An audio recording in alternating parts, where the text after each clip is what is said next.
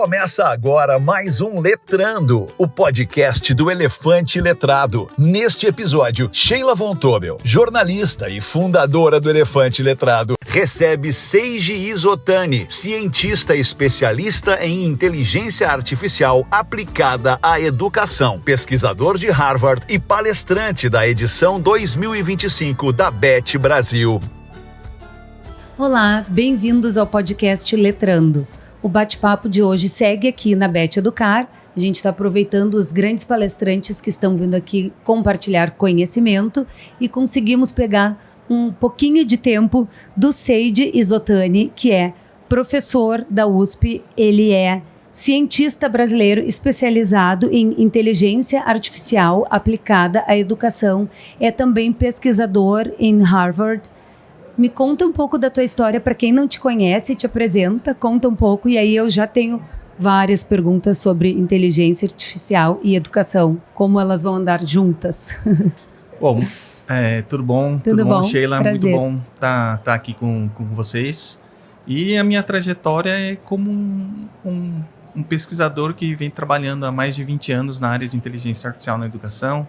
Há mais de 20 anos, especificamente nisso. Especificamente em inteligência artificial aplicada à educação. Uhum. Então, muito antes desse... Sabe muito. Não sei se eu sei muito, mas tem Pelo menos já estudou muito. Com certeza, com certeza. Tu te formou no Brasil. Eu fiz minha graduação e mestrado aqui no Brasil, na área de computação, com aplicações em educação. Uhum. E eu fui para o Japão fazer o doutorado. Então, eu passei mais ou menos 4 anos e meio no Japão, fazendo doutorado em inteligência artificial na educação. E depois eu fui para os Estados Unidos trabalhar até depois retornar para o Brasil como professor lá da USP. Sim. E começa nos contando um pouco o que tu vem estudando nesses 20 anos em inteligência artificial aplicada à educação. Poxa, tem tanta coisa legal, Sheila.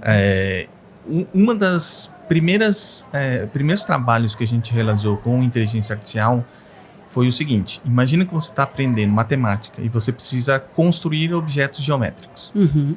Então, imagina que você quer construir com um compasso e uma régua um quadrado. Então, você precisa entender como é que funciona os objetos geométricos, quais são suas propriedades para você fazer uma construção geométrica. Uhum. E aí o desafio e agora como é que o professor avalia isso? Porque você tem infinitas formas de construir. Uhum.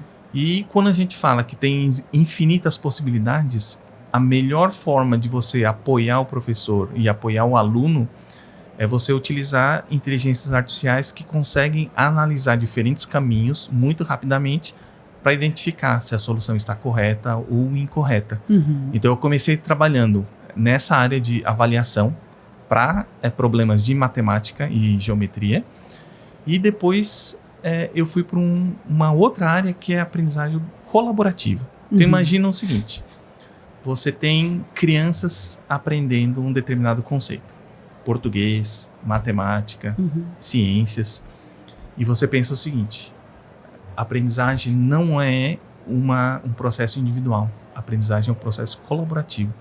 Quando você compartilha informações com outras pessoas, você normalmente aprende mais do que se você trabalhar somente sozinho. E aí a pergunta que eu faço para você, Sheila, é o seguinte: você tem 10 alunos na sala. Você precisa formar grupos para que todas as crianças aprendam. Como é que você faz? Você precisa pensar em vários elementos. Personalidade da criança. Será que a personalidade entre duas crianças, ela dá um match? As crianças conseguem colaborar de maneira efetiva junto, ou será que elas vão brigar? A gente precisa pensar do ponto de vista de conhecimento. Será que o conhecimento que uma criança tem e a outra, será que elas conseguem conversar, discutir, para que elas consigam construir o seu conhecimento em conjunto? Somar forças para chegar no objetivo final. Exatamente. Será que elas vão ter os mesmos objetivos? E vocês estudaram para entender qual seria o melhor resultado? Exatamente. Então, o que a gente fez foi, a gente analisou essas diversas variáveis e construiu um modelo para ajudar a formação de grupos. Então, como é que você otimiza essa formação de grupos para que, de maneira automatizada, esses grupos sejam Que formados, interessante. o professor consiga avaliar isso e para diferentes cenários a gente consiga trabalhar com diferentes grupos para que as crianças sempre consigam aprender. Que bacana. E o que tu tem para quem está nos assistindo e é professor, por exemplo? O que tu teria para dar de dicas de como separar os grupos numa sala de aula, por exemplo? E a importância de trabalho em grupo. Fantástico. Primeira importância sobre trabalhar em grupo. Como eu mencionei, Sim, claramente, super importante. super importante trabalhar de maneira colaborativa e bem desenhada. Então, a dica que eu dou para os professores é planejar muito bem a atividade colaborativa. Não adianta um professor chegar e falar assim: crianças, formem grupos de 2 e vamos tentar discutir um texto. Não faz sentido. É importante que o professor escolha o grupo ou deixe o aluno à vontade. É importante que o professor escolha de acordo com as habilidades de cada um. De acordo com as habilidades e necessidades e estratégias pedagógicas do professor. Então ele precisa ter uma estratégia. O que eu quero trabalhar com o meu aluno? A cada passo a passo, o que eu devo fazer? Qual o tipo de abordagem eu preciso utilizar? Qual o tipo de feedback que eu preciso dar para os meus alunos? Então, fazer todo esse desenho, ele é fundamental. E existe uma área da área de educação e computação que chama scripts colaborativos.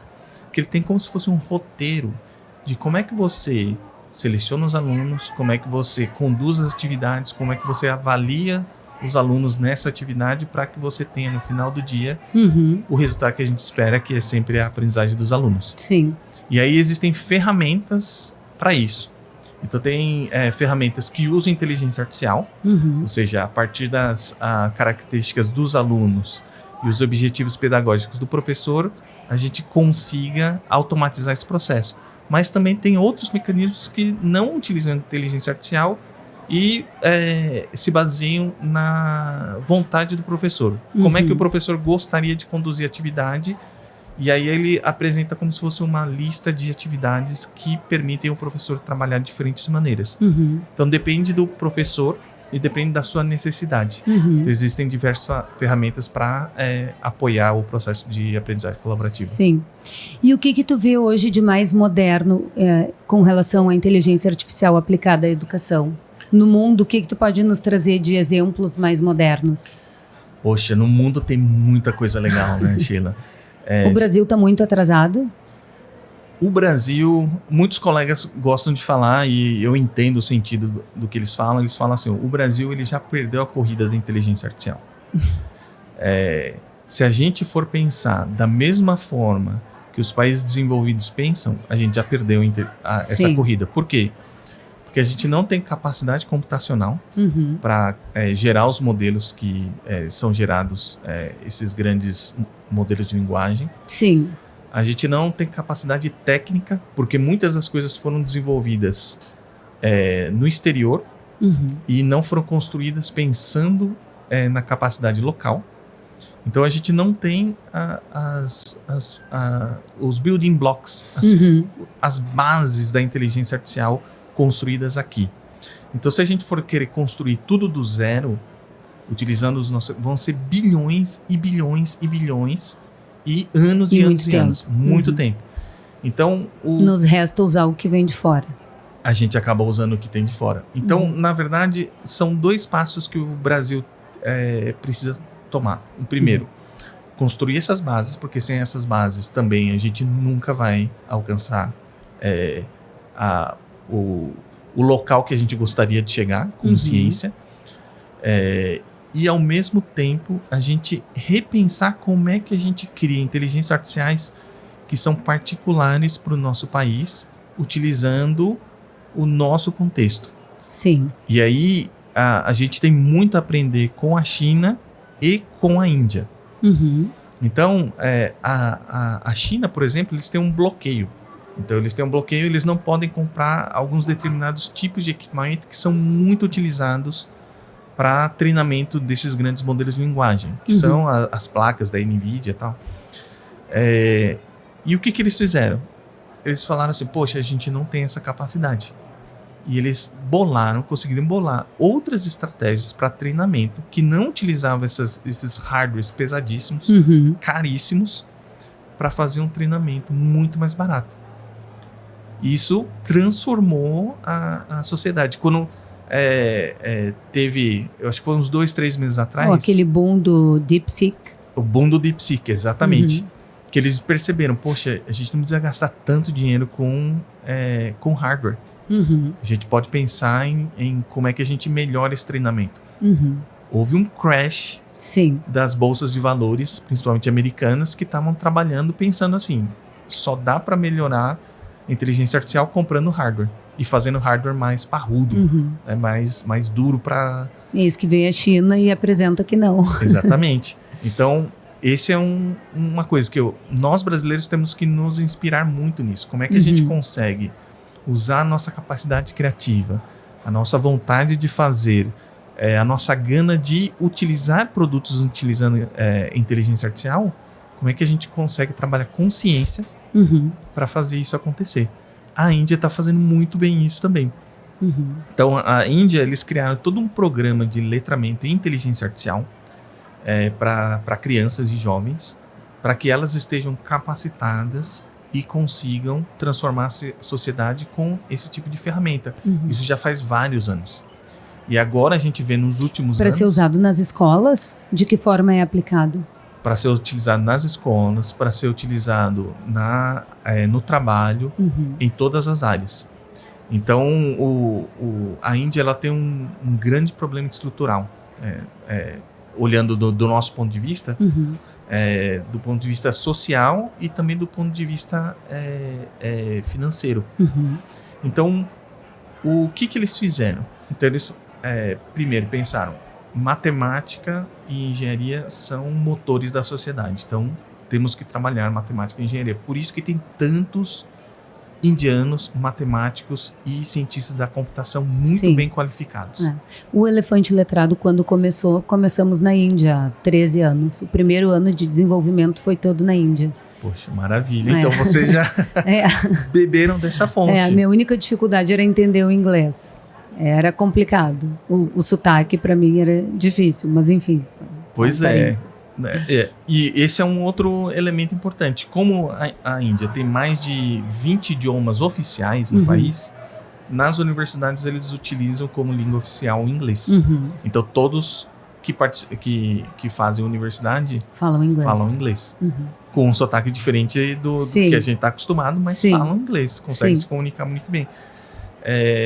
E aí eles trabalharam em inteligência artificial para que você conseguisse fazer com que a sociedade ganhasse tração com novos produtos, novas ferramentas, novas formas de fazer as coisas com mais qualidade, potencialmente com mais qualidade, e otimizar os processos. E aí com isso você tem um ganho de produção muito grande, e esse ganho de produção ele é compartilhado com a sociedade. É lógico que você vai ter e continua tendo as disparidades sociais, mas quando uma economia está crescendo, ela se reduz. Então, eu acho que a gente pode se inspirar um pouquinho, o Brasil pode se inspirar um pouquinho, para que a gente consiga fazer esse tipo de ação.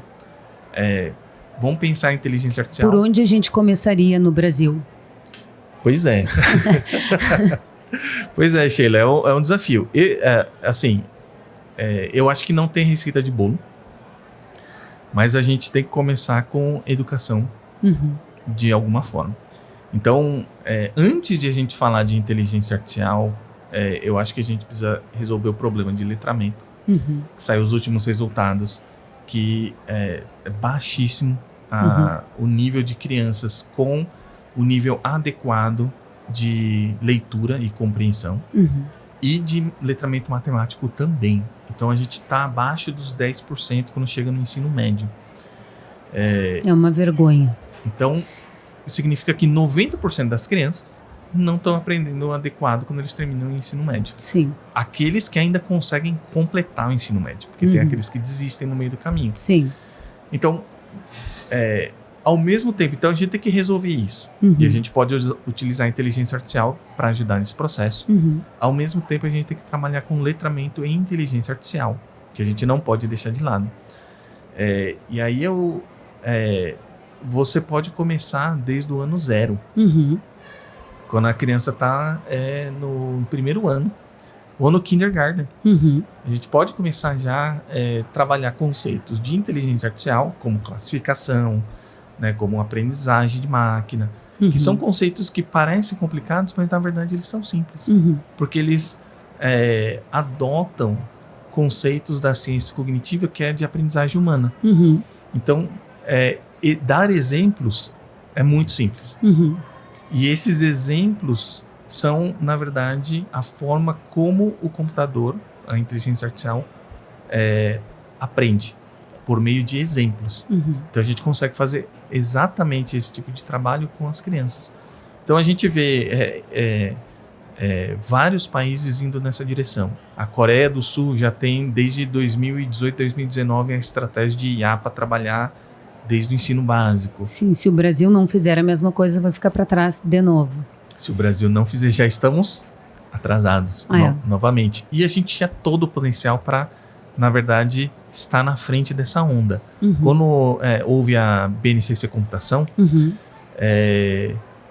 um trabalho muito forte foi feito para tentar introduzir de maneira mais prominente a inteligência artificial dentro do conceito de computação. Então, você trabalhar a computação... E colocar na grade curricular de todos os anos escolares. Exatamente. Esse seria o ideal, né? Colocar nas normas da computação.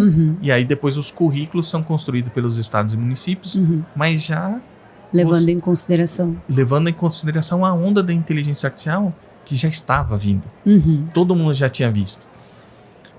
Mas a gente não teve... como se diz, coragem de tomar essa decisão. Agora, como é que a gente busca, vamos dizer que foi feita a lei, entrou, todas as escolas vão ter inteligência artificial ou aula de inteligência artificial. Onde a gente vai buscar professores para que dê capilaridade para isso tudo? Esse é um grande desafio, tanto em computação quanto em inteligência artificial, a gente ter professores capacitados. O interessante é que, assim, no dia a dia, as pessoas já estão adotando a inteligência artificial no seu cotidiano, fazendo algumas das suas atividades utilizando a inteligência artificial. Então, significa que não é uma coisa de outro mundo. Sim. A ideia de inteligência artificial é você aumentar as capacidades. Então, seja de aumentar as capacidades humanas ou a capacidade de resolver problemas sem necessariamente ter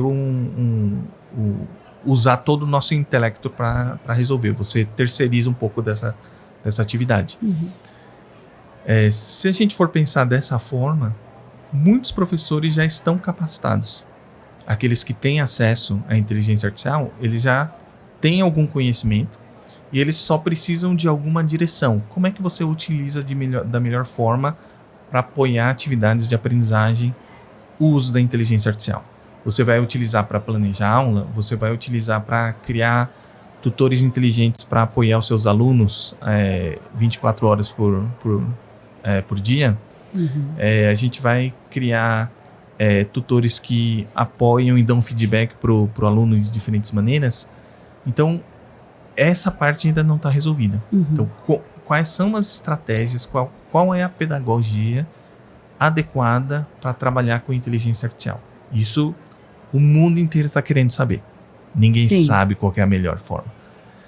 Agora, por outro lado, se a gente conseguir dar acesso para os nossos professores e alunos por uso da inteligência artificial, a gente aprende com tentativa e erro. Não adianta a gente tentar ter todas as soluções na palma da nossa mão. Já querer ter a receita de bolo pronta com um bolo perfeito, porque não vai ser assim. É isso, Sheila. Aprendizagem é tentativa e erro, é experiência, é você aprender com o processo. Então, muitas vezes a gente fica com medo de errar, mas o processo de aprendizagem é um processo de erro. E você trabalhar com inteligência artificial é um processo de tentativa e erro. Então, eu acho que a gente precisa alterar um pouquinho a chavinha das nossas cabeças para pensar assim, nós vamos errar, mas nós vamos aprender com esse processo e a partir dessa aprendizagem a gente vai ter mais capacidade para acertar no futuro. E aí, ao longo do processo, a gente tem o que a gente chama de capacidade de aprendizagem organizacional, que é o que o grande, assim, o coração do problema do nosso país em geral é essa falta de capacidade de aprendizagem organizacional. Que significa o quê? Significa que a gente não aprende com os nossos erros. Então significa que se a gente errou agora, daqui 1 ano, 2 anos, 3 anos, a gente vai cometer o mesmo erro. E depois daqui 2, 3 anos, a gente vai cometer o mesmo erro. Por isso que passa governo e entra governo, os mesmos problemas estão sempre aí. Então essa capacidade de aprendizagem organizacional ela é fundamental. E quando a gente quais são os exemplos que a gente pode trazer de fora? Tem algum exemplo de algum país que tu possa trazer que aprendeu a fazer isso muito bem? Poxa, tem, assim, se a gente for pensar em países, a gente tem vários países que aprenderam com esse processo. A duras penas. Sim. Muitas vezes com vários desafios, do ponto de vista até desafios de estrutura social, mas eles aprenderam com o processo. Então eu vou dar um exemplo da Coreia do Sul, onde na década de 50, mais ou menos, o PIB do Brasil e da Coreia do Sul era exatamente o mesmo. Ou seja, a gente tinha as mesmas dificuldades, os mesmos problemas. E de repente a Coreia disparou. E eu passei um tempo lá conversando com o Ministério da Coreia do Sul, fazendo imersão, tentando entender como é que eles fizeram a transformação da sociedade. E foi passo a passo. Então, o que eles fizeram? Eles falaram assim, a gente precisa capacitar as nossas pessoas e a gente precisa enriquecer o nosso país. Então, como é que você produz mais? Então, eles falaram assim, a gente precisa de mais engenheiros. Então, vamos investir nossas fichas em engenharia. E a partir desse movimento de trabalhar com engenharia, você começa a trabalhar com matemática. E engenheiros também precisam ler. Então, capacidade de leitura, e não só de leitura, de resolver problemas. Então eles criaram essa capacidade social de resolver problemas. E ao mesmo tempo eles fizeram essa transformação cultural que o país precisa ter. Por exemplo, o mesmo dado que saiu que a educação do país está ruim, nosso Brasil está ruim, as pessoas não estão preocupadas com a educação. Não é uma das grandes prioridades. Se você perguntar as principais prioridades, educação não é uma delas. Então, a Coreia do Sul fez uma transformação social. O que eles fizeram? Usaram todas as mídias possíveis, novelas, vídeos, para você trabalhar a sociedade. Nós também precisamos trabalhar a nossa sociedade. Então, se a gente quiser que a educação seja um motor de transformação social, não tem outro jeito, Sheila. A gente tem que fazer essa transformação cultural também. E aí, no Brasil, eu acho que se fala muito, mas só no discurso. Todo mundo fala, para mudar tem que investir em educação, mas os professores são os menos valorizados, os menos treinados. O discurso é bonito, mas a prática não acontece. Pois é. E olha que legal que aconteceu na Coreia do Sul. Então, transformação cultural. O que eles fizeram com o professor? Eles colocaram o professor no topo das carreiras. Tanto do ponto de vista... Sensacional. Você entrar na universidade. Então, você entra na universidade, não tem carreira de magistério ou licenciaturas lá. O que tem é assim, se você for o melhor, os top 30% de qualquer área, você tem direito a aplicar para ser professor. Ou seja, se você só pode ser professor se você estiver no topo da sua turma. Isso muda do ponto de vista social a percepção do professor. Percepção do professor é só aquele que está no top do top. Sim, senão ele nem larga para querer ser professor. Exatamente. Então ele nem pode ser professor. E aí, depois disso, você dá um salário condizente com esse top de carreira. Então o professor, ele recebe bem e também está no topo da carreira, considerando do ponto de vista social. Com essa transformação, a sociedade começou a olhar para a educação de uma maneira diferente também. Porque além de você ter os melhores especialistas como professores pensando em educação, você também tem as pessoas, a sociedade pensando que a educação é algo importante. E aí você consegue fazer a transformação social esperada. Com um objetivo muito claro, que era fomentar a parte de engenharia do país. Por isso que você tem Samsung, Hyundai e várias outras empresas da área de tecnologia, LG, lá dentro da Coreia do Sul. E aí, inteligência artificial, eles também já pensaram e começaram a trabalhar isso. O mais legal, para terminar só esse exemplo, o que eles fizeram? Isso foi há 7, 8 anos atrás. Eles falaram assim, para a Coreia continuar sendo a potência que é, a gente precisa entender quais são os 10 desafios da nossa nação que a gente acredita que vão revolucionar o mundo. E aí eles fizeram todo um trabalho para identificar quais são os 10 maiores problemas da nação para encontrar, ou trabalhar desde a educação básica para que as crianças entendam esses problemas e potencialmente encontrem soluções para elas. Então, se a gente for pensar no Brasil, poxa, quais são os 10 grandes desafios do nosso país? Criminalidade? Segurança? Será que a gente tem coisas relacionadas à alimentação, a pandemias? A gente tem dengue todos os anos. Rio Grande do Sul, nesse momento, está em surto de dengue. A gente tem catástrofes naturais todos os anos. E todos os anos. A gente poderia trabalhar todos esses conceitos em conjunto com a inteligência artificial para as crianças, desde criancinha, já entenderem os problemas e pensarem em soluções. A gente precisa de pessoas com a mentalidade de resolver problemas. Criativos, inovadores, com capacidade de resolver problemas. Assim, eu acho que a gente consegue dar o boom que a gente espera que o nosso país consiga chegar. A gente tem toda a capacidade. Sim. Te ouvindo falar parece tão fácil, da vontade de sair fazendo, né? Mas a gente precisa começar a se mexer e por algum lugar precisa começar a agir, né? E o lugar é dentro das escolas, além do setor público que precisa comprar essas ideias junto. O que tu acha que mais ameaça as escolas hoje que não trabalham com inteligência artificial, que são contra a inteligência artificial?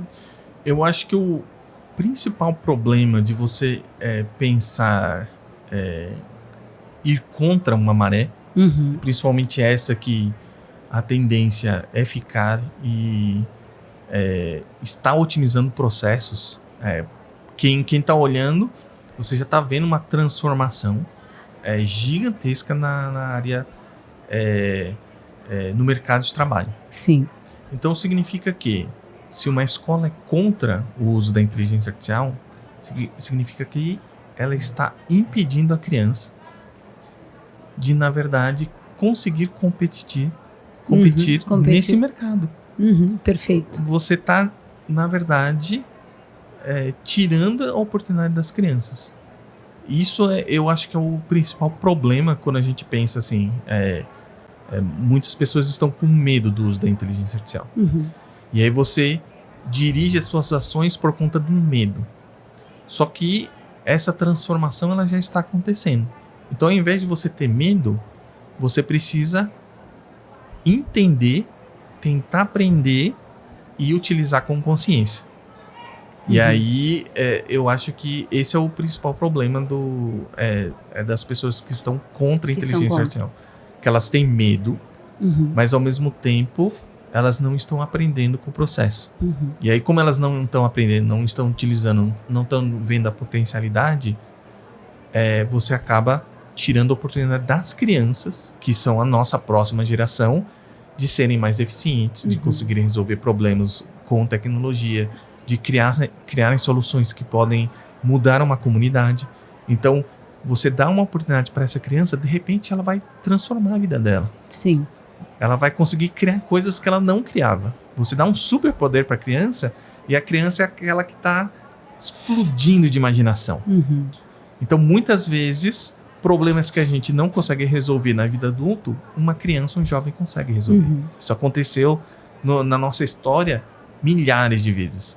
Então, quanto mais a gente der a oportunidade com consciência né, com as ferramentas adequadas, com os processos adequados, eu acho que a gente consegue fazer a transformação social utilizando a inteligência artificial. Ou seja, usar a inteligência artificial como um motor social para a gente conseguir produzir mais, para que as pessoas consigam estar mais integradas no ambiente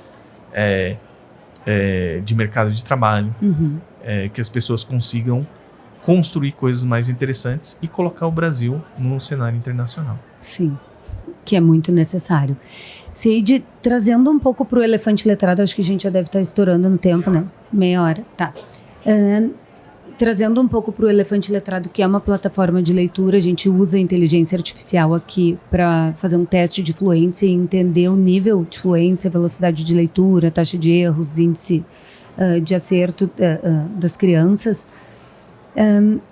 A gente usa também num outro formato que eu te mostrei antes sobre perguntas, antes de começar a gravar, a gente estava olhando, de ajudar as crianças e conduzir para melhor responder, para que a gente não tenha tantos analfabetos funcionais, né, para que eles entendam o que estão lendo. Eu queria saber, tu que entende muito de educação e inteligência artificial e circula pelo mundo, quais são os exemplos principais que tu pode nos trazer com relação à leitura? O que está se falando no mundo? Onde a inteligência artificial está entrando com relação à leitura no mundo? Puxa, tem vários casos interessantes. Voltando lá para a Coreia do Sul, eles têm ferramentas que eles criaram, livros digitais inteligentes.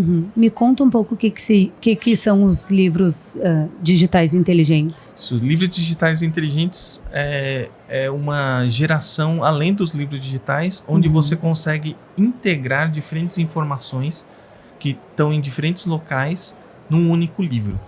Então, imagina o seguinte, você está tentando... todo livro, você tem o texto e você tem aqueles exercícios ao final. Certo. Aqueles exercícios, eles podem ser alterados de acordo com a necessidade do professor ou a habilidade do aluno. Isso é automático, você não precisa fazer nada. Ao mesmo tempo, um aluno responde, você pode dar um feedback para o aluno dentro do livro, dentro do próprio livro. Você consegue trazer exemplos de outras atividades, outros vídeos, outros materiais, tanto da própria editora, quanto de outras editoras, quanto da internet, quanto do próprio governo, relacionado àquela atividade para que o aluno consiga ter diferentes perspectivas sobre o mesmo tema. Então, é como se fosse um livro expandido, onde você consegue integrar várias coisas. E uma das coisas muito... Tô super feliz de ouvir, porque boa parte do que tu tá falando é o que a gente já faz no Elefante Letrado. Maravilha. Tô adorando ouvir. Então temos que adotar o Elefante Letrado no Brasil inteiro. Muito legal.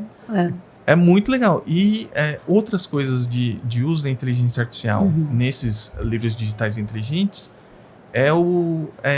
entender a compreensão leitora, tanto falando quanto apenas lendo. Então a criança lê e por meio da câmera desse livro digital, que é normalmente num tablet, você já consegue acompanhar a leitura da criança e identificar se ela está tendo alguma dificuldade, que tipo de vocabulário ela tem mais facilidade ou mais dificuldade para ler, quais são os desafios, onde que ela parou mais para prestar atenção, porque quando um aluno tem dificuldade para responder uma pergunta, às vezes é porque ela não prestou atenção numa parte do texto em particular, e não é porque ela não teve a compreensão, é só porque ela não prestou atenção em todo o texto. Então ela leu aquela quantidade de texto, mas ela prestou mais atenção em alguns temas em particular. E aí é interessante a gente entender, poxa, será que a gente consegue ajudar essa criança de uma maneira melhor? Será que ela precisa prestar mais atenção e entender, por exemplo, quais são as informações mais relevantes? Ou será que, de repente, é a nossa pergunta que é como se fosse uma pegadinha? Sim, que não está bem construída e está mais atrapalhando do que ajudando. Exatamente, que acontece muito. Então, a gente consegue trabalhar tanto melhorar o nosso material didático, quanto melhorar a aprendizagem dos alunos. Então tem muita coisa acontecendo nessa área. Nessa área. E sobre a pesquisa que tu está atualmente em Harvard, quer nos contar um pouco sobre o que é? Claro, a gente está trabalhando numa área que a gente criou, que chama Inteligência Artificial na Educação Desplugada, o AI Unplugged. E qual que é a ideia? É você trabalhar, levar os benefícios da inteligência artificial para regiões e pessoas onde a infraestrutura é praticamente inexistente. Então imagina o seguinte, você não tem internet numa região, você não tem computadores numa região. Como é que você usa a inteligência artificial num local como esse? Como? Então, essa é a pergunta, né? Então isso é muito legal, porque se a gente não tem a resposta, significa que a gente pode trabalhar para encontrar soluções para a gente dar acesso. Porque quando a gente pensa em inteligência artificial, se a gente pegar esse mais de 70% da população brasileira, mais de 80% da população mundial, que está nessa situação de vulnerabilidade, se a gente levar os benefícios da inteligência artificial, é lá que a inteligência artificial vai fazer o maior benefício. Sim. E aí o que a gente desenvolveu foi o seguinte. A gente olhou os dados e verificou no mundo inteiro. A gente olhou os dados do Banco Mundial e verificou que 90% mesmo em locais pobres, 90% da população tem acesso a um celular. Ou seja, existe uma infraestrutura lá. E, em particular, no Brasil... Tem mais telefone do que pessoas, né? Tem mais telefones do que pessoas. E mesmo nas regiões mais remotas que a gente foi, tem pessoas com celular. Sim. E na escola, tem pelo menos uma pessoa com um celular bom o suficiente para tirar uma foto. Então, quer dizer que a gente consegue, sem trabalhar habilidades digitais, sem fazer nada, a gente consegue utilizar uma tecnologia que é as pessoas terem um celular e saber tirar uma foto. E aí o que a gente fez? A gente tem um grande problema no Brasil que é a habilidade de escrita. Então a gente falou assim, vamos trabalhar a habilidade de escrita com as crianças, pedindo para elas escreverem uma redação, e ao invés do professor avaliar, vamos tirar uma foto. Tira uma foto. E aí o que a gente faz? Quando a internet estiver disponível, pode ser daqui uma semana, pode ser daqui um mês, mas quando estiver disponível, normalmente nas regiões, mesmo nas regiões vulneráveis do Brasil, tem um hotspot ali, com acesso à internet livre, e aí a pessoa pode ir lá e a gente faz todo o processamento, a gente leva as fotos para o nosso servidor e faz todo o processamento daquela redação escrita pelos alunos e entrega para o professor ou para a pessoa que está com o celular um dashboard mostrando o que o aluno fez de bom, o que ele precisa melhorar e estratégias para que o professor consiga ajudar cada um. Ou seja, com uma ferramenta como essa, você ajuda o professor aumentando as capacidades dele para ajudar os alunos a escreverem melhores redações. E a gente aplicou isso com 500 mil de crianças em mais de 1.500 municípios e depois de um ano a gente mostrou resultados super interessantes, positivos, com a melhoria da escrita dos alunos em comparação àqueles que não utilizaram. Que não tiveram. E a gente verificou outra coisa. A gente verificou que escolas rurais e urbanas tiveram o mesmo resultado. Quando a gente olha para a tecnologia, a maioria das políticas públicas, você sempre tem escolas urbanas com mais resultados positivos do que as escolas rurais, que não foi o nosso caso, porque a gente desenhou para ser utilizado para essa população. Outro dado interessante, a maior parte, a gente deixou liberado esse aplicativo que foi construído junto com o Ministério da Educação, e a maioria das pessoas que adotaram essa tecnologia eram de regiões mais vulneráveis do Brasil, não eram dos grandes centros. Significa que a gente conseguiu atender uma população que antigamente não era atendida. Não era atendida. Então isso é muito legal. A gente olhar... Tu faz parte do conselho do MEC? Não faço... Não. Eu vi, tem alguma coisa no teu currículo sobre isso, não tem? Sim, sobre ser conselheiro do Ministério da Educação. Isso, a gente trabalha como conselheiro em diversos projetos associados ao Ministério da Educação. Entendi. Então, o Ministério tem vários projetos em execução, muitos deles utilizam tecnologias educacionais, utilizam inteligência artificial, e eu participo nesses projetos para criar soluções criativas e usar a inteligência artificial para resolver os problemas que o nosso país tem. Então, nesse contexto, a gente teve resultados muito interessantes do uso da inteligência artificial em contextos educacionais. Assim, resultados onde a gente consegue, por exemplo, no PNLD, o Programa Nacional do Livro Didático, a gente não tem dados, um sistema nacional de educação onde a gente sabe exatamente onde cada aluno está. A gente não tem isso ainda no Brasil. Vai chegar lá. A gente não tem. E aí, como é que você distribui livros para todos os alunos no Programa Nacional do Livro Didático? Você tem que fazer uma previsão. Sim. Você mais ou menos prevê que vai ter uma quantidade de alunos em determinada região, em determinada escola, e você envia os livros. O que acontece? Vai ter região que vai receber mais livros do que deveria, vai ter região que vai receber menos livros, e você vai ter que fazer uma dança das cadeiras ali, mandando livro para lá e para cá. Então isso tem um custo, né? E aí, o que a gente fez? A gente trabalhou com algumas centenas de variáveis e a gente conseguiu reduzir esse erro. E esse erro, por exemplo, só ano passado, a gente teve uma economia de 63 milhões de reais. Nossa. Então, você usar a inteligência artificial para resolver esses problemas do nosso país, a gente tem um ganho, não só financeiro, mas de tempo. Claro. Muito grande, e a gente tem grandes oportunidades. O Brasil está cheio de problemas para resolver. Sim. A gente está animado para trabalhar ajudar a resolver. E ajudar a resolver esses desafios. Seide, bom, muito obrigada pelo teu tempo. A gente vai encerrar para não te ocupar tanto. Muito bom te ouvir. Queria ficar mais horas aqui te fazendo perguntas, porque é muito interessante conversar com quem sabe o que está falando e pode contribuir e trazer exemplos para quem está nos assistindo. Então, foi um prazer te receber. Muito obrigada pelo teu tempo. Eu que agradeço, Sheila. Continuem trabalhando no Elefante Letrado, que eu acho que tem muita coisa boa e potencial de ajudar as nossas crianças do nosso país. É isso aí. Obrigada. E para você que nos assistiu, se puder curtir, comentar, compartilhar, a gente agradece. Até a próxima. Este foi mais um Letrando, o podcast do Elefante Letrado, com a apresentação de Sheila Von Tobel.